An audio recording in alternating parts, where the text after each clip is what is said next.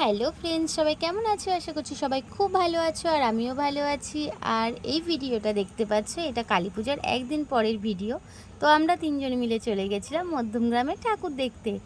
প্রথমেই গেছিলাম গঙ্গানগরে। আর গঙ্গানগরে গিয়েই যে প্যান্ডেলটা দেখেছি সেটা কিন্তু ভূতের প্যান্ডেল, আর ওটা দেখার জন্য আমাদের প্রায় আধ ঘন্টা লাইন দিয়ে দাঁড়াতে হয়েছিল।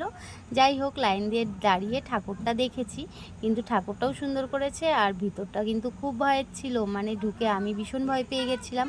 আমি আর আমার মাম্মাম এতটা ভয় পেয়ে গেছিলাম যে ক্যামেরা যে ধরেছিল, মানে আমার বর, সে ঠিকঠাক ভিডিওটা করতেই পারিনি, আমাদের সামনেতেই ব্যস্ত ছিল। তো তারপরেই চলে গেছিলাম কিন্তু জঙ্গলমহলে। আরে না না, জঙ্গলমহল বলতে আমাদের এখানটা আরেকটা ক্লাবে প্যান্ডেল করেছিল, জঙ্গলমহল যুবগোষ্ঠী। তো ওখানটার প্যান্ডেলটা ভীষণ সুন্দর হয়েছিল। তারপরে আরও অনেকগুলো প্যান্ডেল দেখেছি, দেখে চলে গেছিলাম হ্যাং আউট ক্যাফেতে খাবো বলে। তো খেয়ে দিয়ে আবার বাড়ি চলে আসলাম। তো ভিডিওটা কেমন লাগলো অবশ্যই জানিও, ভালো লাগলে একটা লাইক করে দিও।